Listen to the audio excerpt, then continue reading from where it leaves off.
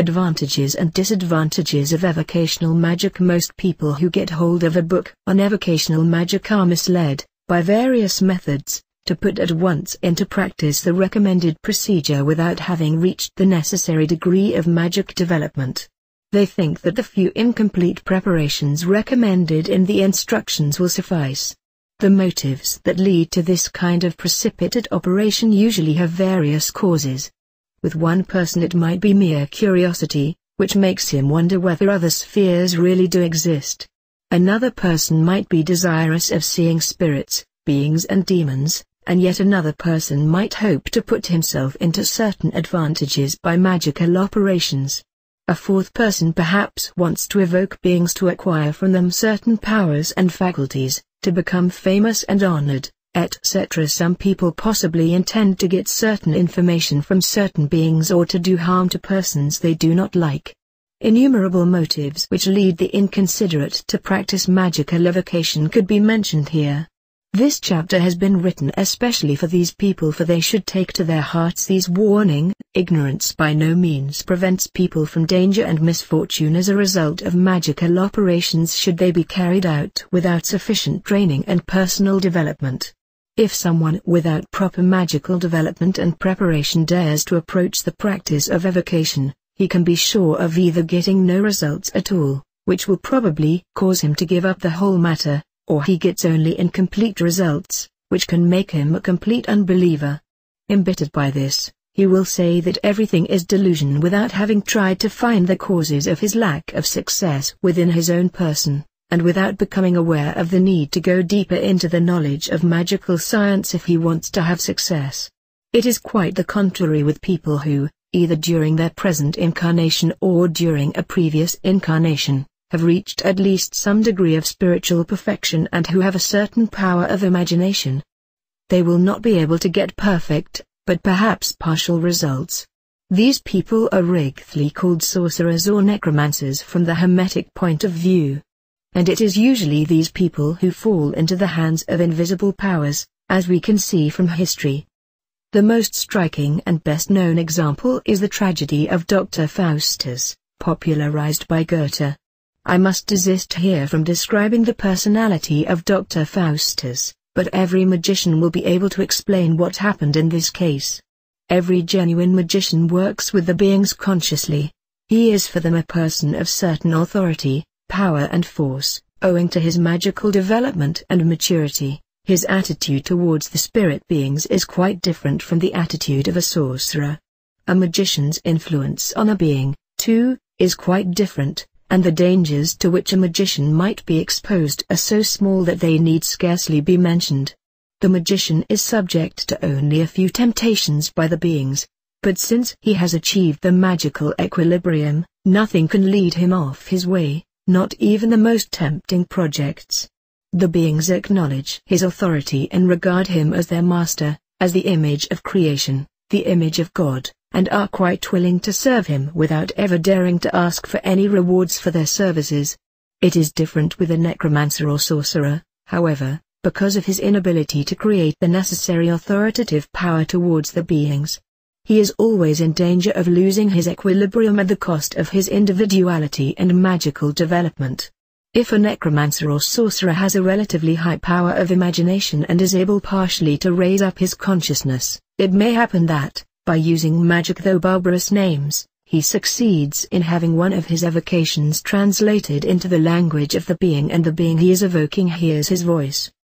The next question to arise is whether the being reacts to the evocation and intends to do what the sorcerer wants him to do. For the being at once realizes whether the sorcerer is mature enough and developed enough to be able to exercise coercion or whether it can go easily in opposition. If a positive, good being is involved, it will pity the sorcerer. If the sorcerer has evoked an indifferent and less active being and if the sorcerer's desire, if it were realized, would not harm him, it might, now and then, give a token of sympathy and do what the sorcerer wants done. But if the sorcerer desires anything that might harm him or any other person without being able to take the full responsibility for this, then the being will not react to the sorcerer's evocation. All means of coercion mentioned in various books for the sorcerer's use in order to have the beings to work for him are ineffectual and but mere phrases with only a slight or no effect at all on astral beings. Negative beings, on the other hand, prefer to react to negative and evil intentions and try to help the sorcerer in their realization. But a head of demons also knows quite well that he need not do what the sorcerer wants. If the sorcerer desires something which would debit him too much karmically or which he could not take responsibility for from the karmic point of view. In such a case not even a demon would dare to fulfill the sorcerer's wish, for this being, even though it be a negative one, depends on divine providence. It cannot, on its own accord, create vibrations which would cause a chaotic state in the harmony of a sphere. Therefore it is necessary to point out again and again that a certain degree of magical development and perfection is absolutely necessary for the evocation of the beings of any sphere and in order to be able to place one's consciousness into the relevant sphere or zone and to translate one's thoughts into the metaphorical language or cosmic language so that a being understands them. With these points in mind the magician will realize the true value of the Book of Charms which he has started for his personal use, and that the book actually is a language book of the cosmic language in which he will enter all the procedures of his art of magical evocation translated into symbolic picture language. A necromancer or sorcerer working according to the worst rituals and carrying out the most barbarous invocations and evocations is by no means able to practice invocations in a systematic order, that is, to start a conversation with the being concerned, not to mention the authority he should be able to represent, for he is lacking the necessary magical maturity and perfection. A necromancer might, at the most, put himself into an ecstatic state during his operations, which is not more than a cry into the zone in question, even if his citations are most terrifying and appear to him very promising. In most cases the sorcerer, during his state of ecstasy, is a victim of the most misleading hallucinations. In the most favorable case such an incomplete invocation of a sorcerer might, quite unconscious to him, result in the creation of an elemental or an elementary, owing to the ecstatic stress of the sorcerer's nerves, depending on the amount of nerve power he projects from his magic circle into the magic triangle. Such an elementary might then unconsciously take the shape of the evoked being. The sorcerer, being unable to tell the difference, would regard the elementary as the being evoked by him. Such an elementary is then able to awaken certain desires in its creator and provide their satisfaction. I have already said enough about this in my first book, Initiation into Hermetics. In this connection I must point out that the magician must have a clear idea of what a contract is, how such a contract is made, what are its disadvantages, etc. I shall now give further details on this point. Should a sorcerer or necromancer succeed in actually calling the head of a certain sphere into the physical world by the ecstatic elevation of his spirit, such a head, if it is a negative one, will always try to get under his influence not only the soul but also the spirit of the sorcerer in order to make him fully dependent. The sorcerer usually realizes during his second or third operation that he is no longer able to get himself into the same state of ecstasy which previously helped him to have a certain influence on the concerned sphere. This is reason enough for a feeling of uneasiness within him, which usually causes him literally to seize hold of the being appearing to him in order to have his desires realized. The head now appearing to the sorcerer would not at all react to him if he were not sure that the sorcerer's soul and spirit were mature enough for him, and that therefore it pays to try to get both. The head sees the many karmic developments which the sorcerer may have undergone already and during which he has reached a certain degree of intelligence and maturity, and he is therefore certain that the sorcerer will render him good service after his death. The being knows about all this already in its own sphere, while watching the sorcerer carrying out his operations. If it seems advantageous enough, a head, usually a negative one, will appear to the sorcerer, and will try to get the sorcerer for itself at any cost. Depending on the character of the sorcerer, the being will apply the most variable methods, knowing well the most vulnerable points where it can hit the sorcerer. If, for instance, the sorcerer is anyhow fearful, the being will try to frighten him in order to make him obey. If, However, the sorcerer is somehow aware of his spiritual and psychic faculties. The being will try to win him with all kinds of promises, for instance with the promise that it will do anything, etc. But at the same time it will point out that such a thing is not possible without a mutual agreement and will point out the advantages of such a contract. It is then up to the sorcerer to resist the temptations of the being and to oppose it. A fight within the sorcerer's own conscience will start and will develop into a terrible one, for the conscience of a man is the most subtle form of the divine providence. If, however, the sorcerer is not willing to listen to the divine warnings, that is to follow his conscience, but suppresses it in spite of its repeated appearance, then he becomes a victim of the being by making an agreement or a contract with it. This theme will certainly interest everybody. Therefore I will examine it more closely from the Hermetic angle. Why does a spirit being want to get possession of the soul and spirit of a sorcerer? There are several reasons for this. Firstly, no being, least of all a negative one, will ever do anything for the sorcerer without the hope of getting a relevant reward. The sorcerer is forced by contract to leave the earth zone after he has cast away his physical body.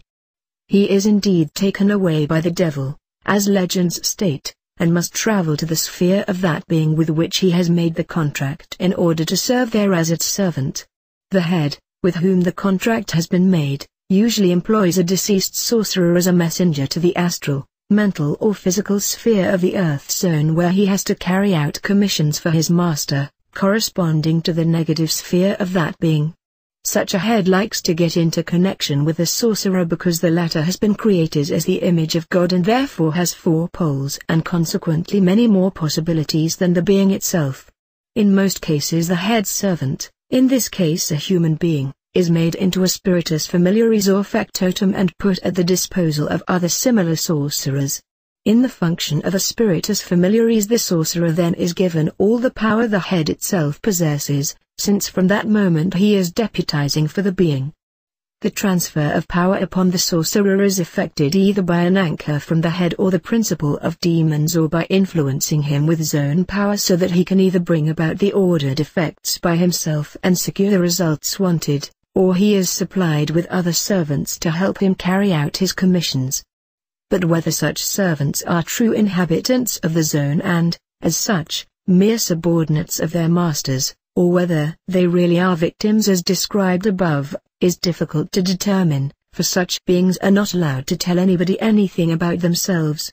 It is also possible that unwanted phases in the memory or consciousness of such spirits have been deleted, either by a magic spell or other practices. And so the sorcerer, in spite of the qualities he has on account of his 4-pole nature, becomes dependent on the head sphere, that is on his master's sphere, and that prevents him from freeing himself of the ties with his head and from living his own life. He becomes a will-less instrument of the head and must do everything the latter wants. After having sealed the contract or pact, the sorcerer cannot do any work for weeks or months. During this time he is taught by his head various practices and is initiated into the use of his powers. The sealing of such a pact is actually not much different from what is stated in the grimoires or magic books. There is, however, a little difference hardly known to anybody. The pact itself is not compiled by the spirit being, but is, in fact, drawn up and written by the sorcerer himself, like the Book of Charms. The text of the pact is written down in ordinary ink. Special ink, however, may be used for this purpose, depending on the rituals applied, but this is not so important. The contract clearly states what services have to be rendered by the being which wishes it will fulfill, which possibilities are given the sorcerer with this pact, including other conditions which must be fulfilled by the being on behalf of the sorcerer. On another page of the contract the duties are laid down which, on the one hand, the sorcerer must carry out for the being and which, on the other hand, the being orders itself to carry out. It further states in which manner the head can be called and whether it has to appear visibly or invisibly, how servants, put at the sorcerer's disposal, have to be treated, etc. The most important point is the period for which the contract is valid and that after the expiration date of the contract the sorcerer is obliged to travel to the sphere of the demon. Also the way in which the sorcerer will die in the physical world and how he will move over into the sphere of the head is fixed by contract. All points and conditions are agreed to by both parties, and the being usually signs the contract by its own seal, using the sorcerer's hand as a medium, and the mutual agreement is countersigned. It is also quite possible that the being asks for, or insists on, the sorcerer's signing the contract with his own blood. But contracts have been made, and are still being made, without such a condition. Usually the contract is written in duplicate, one copy remains in the sorcerer's hands, the other is for the being. It is stated in the books that the being takes both copies, but this is done rarely and only happens with a certain category of beings. Usually the second copy is folded together by the sorcerer, and burned. This burning of the contract actually means that the ideas and points of the contract are transmitted to the relevant zone. In this, or in a similar manner, with which there may be little differences which are not essential at all, pacts are sealed, especially pacts with negative beings. Such a pact can neither be broken by the sorcerer nor by the being and must be adhered to unconditionally. It often happens that the victim does not even know that he has made such a horrible contract and comes to the respective sphere without knowing that he has to pay off the duties the being has rendered him on earth. If, however, bad conscience starts working on the mind of a sorcerer before the contract expires, and if, in consequence, the sorcerer tries to free himself by any means, then the being will try anything to harm the sorcerer and to destroy him. Many witchcraft trials of the past are the unmistakable proof of this, and sorcerers who felt sorry for their sealing of such contracts and who therefore tried out all means and ways to free themselves have had to atone heavily for their breach of contract at the instigation of the beings concerned.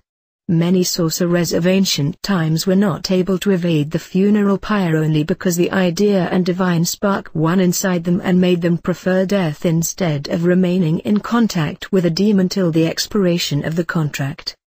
But sorcerers who strictly adhered to the points of the contract and fulfilled every duty till the period expired always remained under the protection of the dark powers, and no power in the world could ever harm them.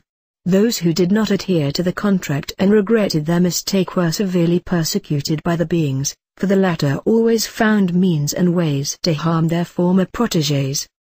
The kind of contracts described above may be regarded as the usual type, for the sorcerer tries to get into contact with the being by means of the magic of evocation and to maintain this connection with the being either directly or by the spirit as familiares serving the being. The reader may now ask whether such a sorcerer is condemned to be the servant of a being or head forever. Answering such a question presents no difficulty to a magician who is equally acquainted with all spheres. As soon as the sorcerer has repaid the head in full measure for its duties on earth, this can take, in our chronology, many hundreds of years, since time and space are absent in the spheres. The sorcerer's conscience will start working on him more and his four-pole nature feels himself little by little free from the bondage. When the sorcerer has paid back every penny of his debt, he can again do what he likes. But if, at that point, he still stifles his conscience, unwilling to follow it, he will remain in the sphere of his head and will, eventually, lose his four-polarity and identify himself with the plane in which he lives by taking on the vibration of that plane forever. By this way he will condemn himself. The sorcerer then ceases to be a human being, the image of God, and becomes a being of that sphere, that is, he sinks down to a demon. This certainly is the most regrettable state a human being can get into and may be called damnation from the religious point of view, or as true sin against the Holy Ghost. This would be the complete procedure for the sealing of a contract between a sorcerer and a being of another zone.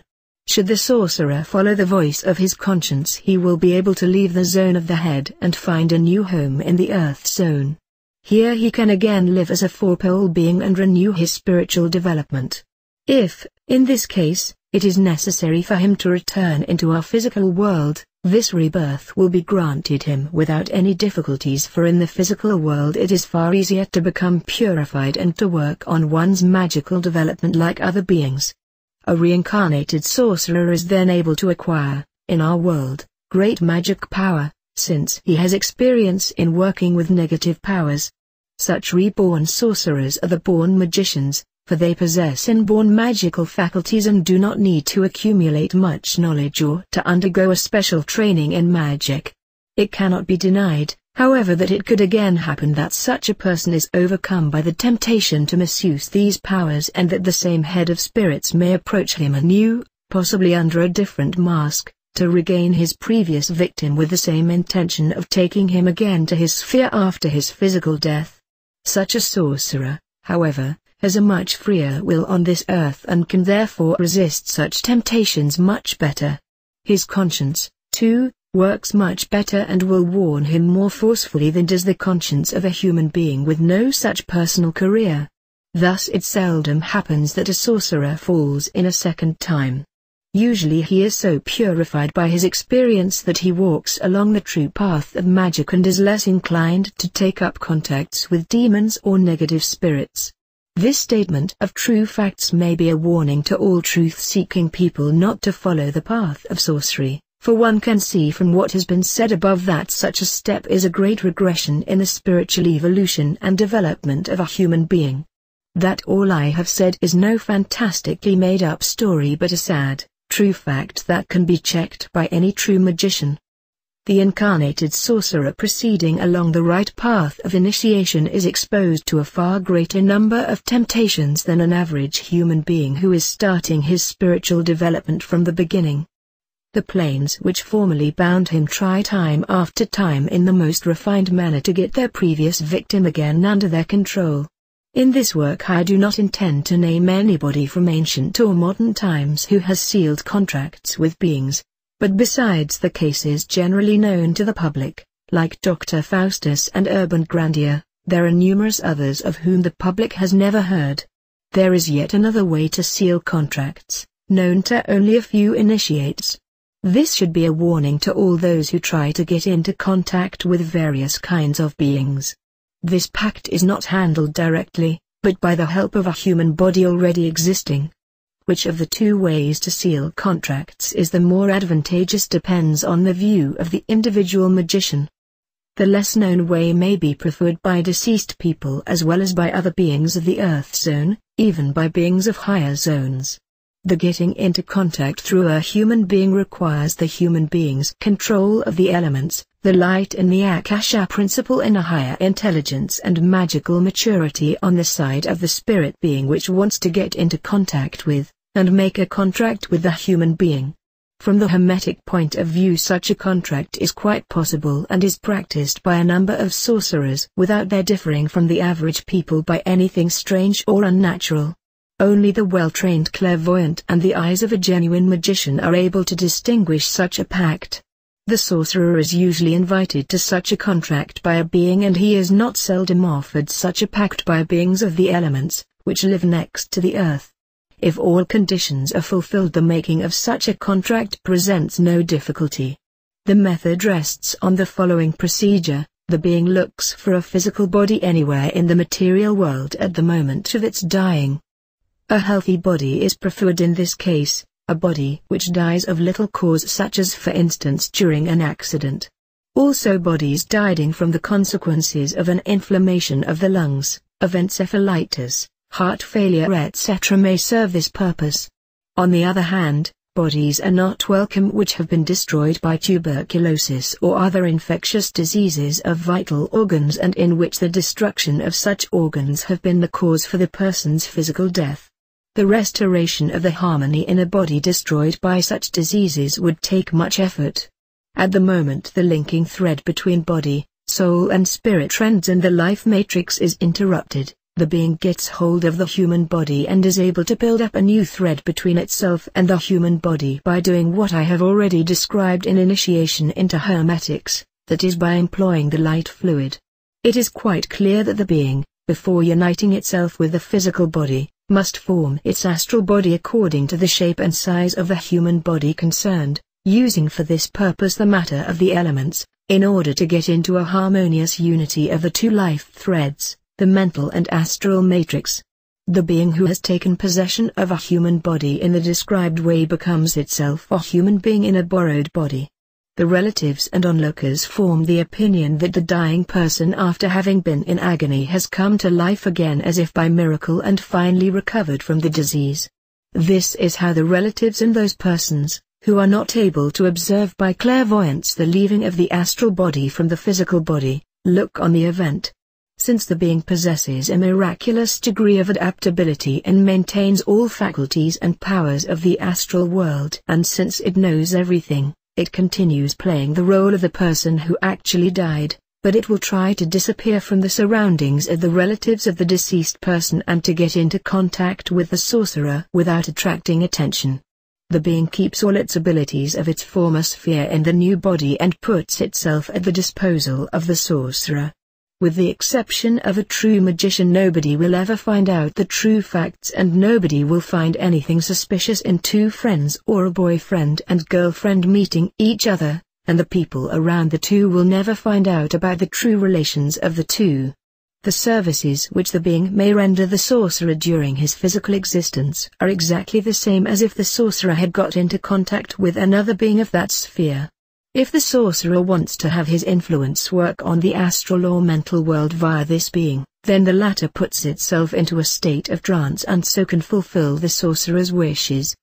The question of carnal contact is usually discussed at the moment of the first citation or meeting with the sorcerer, and the sorcerer is well informed about the whole procedure. That the sorcerer must never say a word to anybody about the matter is only too clear, for otherwise he would have to pay with his life for his communicativeness. Sorcerers have often instigated mermaids to get hold of the bodies of beautiful girls of this world in the above-mentioned manner in order to get into carnal contact with these undines, and have even married such beings. There was then no difference between a normal female and an incarnated undine, for the latter, in its carnal body, was subject to the same laws as all other human beings. It kept, however, the faculties and powers of the water element and made use of them in its human incarnation. The incarnated undine could also have children. But the most tragic fact about the matter was that she wanted the sorcerer to be absolutely loyal, since she maintained a contact between her own physical body and the sorcerer's physical body. If the sorcerer wanted to have sexual intercourse with another woman, he was in danger of having to atone for this with his life. In such a case, the undine was also no longer able to remain in the physical world and was not able to get into further contacts. Soon after the death of the sorcerer who had become her lover or husband, she also died. After her death, such a undine does not travel to the earth zone like any other human being, but has to return to the water element and again lives there as undine. If a magician with a high degree of perfection and relationship to God would bring about such a procedure, he would by his creative power, be able to build up, with the undine, the same kind of harmony of the elements as it possesses any human being. He would be able to create a new human being whose spirit would be as immortal as the spirit of any other human creature. However, a true magician will never undertake such operations without having sufficient reasons. I only mention this here because I want to show that such a thing lies within the faculties of a magician.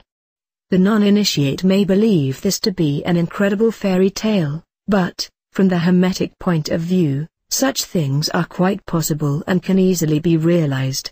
The true magician will not have any doubts of these possibilities. Apart from spiritism, there is another kind of evocation of spirits called necromancy. The difference between a sorcerer and a necromancer is the following: the sorcerer usually tries to get into contact with higher beings of the earth zone, with the heads of the elements or with the heads of other zones. The necromancer, on the other hand, merely practices the evocation of deceased persons. The method of necromancy is quite simple, and a magician who has not yet reached perfection is able to apply this method with more success than a sorcerer practicing evocations. A necromancer faces the same kind of dangers as the sorcerer, since a deceased human being may also take full possession of the necromancer and make him completely dependent. If a necromancer becomes so dependent on an astral being that he cannot do anything without the advice and help of the being, then we may also talk of a sort of pact in this case, though this kind of contract may not have the same tragical consequences as the pacts dealt with before. The magician is able to call any being from the astral world without any danger, without becoming dependent on it and without becoming a victim of necromancy. A necromancer is a person with a low degree of spiritual and magical development, whose main object is to get into contact with astral beings of the Earth Zone, preferably with dead people. The necromancer will in most cases try to make use of a being from the astral sphere, that is, he will either require of such a being certain magical duties in the physical, astral or mental plane, or merely try to satisfy his curiosity.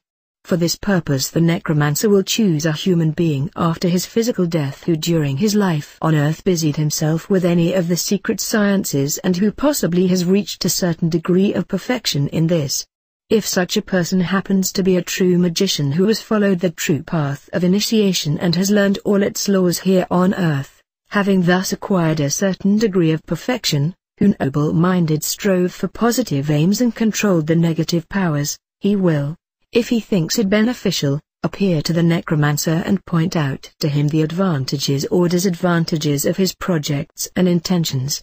A true magician will, however, never keep up a constant connection with the necromancer, nor will he try to influence the necromancer in such a manner that he becomes dependent on him. He will always be prepared to warn the necromancer and will give him permission to call him in case of emergency. Furthermore, he will give good advice to the necromancer and initiate him into the laws of the astral sphere, but he will never be prepared to serve the necromancer, or to do whatever he wants, or to fulfill his material desires. Only bad magicians with little experience and an affection for negative powers or mere sorcery will try to maintain a contact with a necromancer or assist him in realizing his desires and to satisfying his curiosity. If the necromancer gets into the sphere and under the control of such a being, he will acquire the same kind of vibration as that being has in the Earth Zone and thus becomes a fellow sufferer. The astral being will then prevent the necromancer from making any progress in his spiritual and magical development and will see that he is never enlightened or blessed with personal advance. The being will then be full of malicious pleasure because it has succeeded in being troublesome to a human being on Earth. It remembers the days of its own life on Earth, its difficulties and troubles there, the temptations it could not resist, the powers it misused and the lack of chances for its true initiation. And it will also try to hinder the necromancer in his development. The danger that arises for the necromancer in such a case need not be analyzed. I will, however, mention the fact that the necromancer may easily be vampirized by such a being and that the being will try to realize in the astral world its own egocentric plans by help of the vampirized powers of the necromancer. Therefore every scholar is warned not to take up any such contacts and not to make himself dependent on any being. The manner in which a necromancer calls a being from the astral plane rests on two methods. One method is spiritistic, the being is asked to reveal itself by help of mediums, that is by mediumistic writing or by mediums put into a state of trance. This method requires great perseverance until the being is able to take up a direct contact and to appear to the necromancer.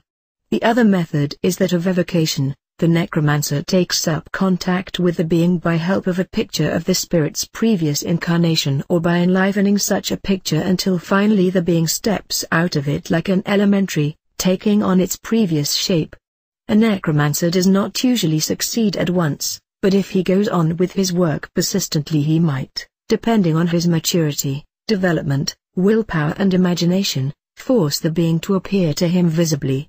A necromancer can hardly differentiate whether, in such a case, his power of imagination plays the main role, or if he has created an elementary, or if the visible connection with the being has in fact taken place. But a narrow-minded necromancer does not care who has brought about the connection or what has actually caused the desired effect.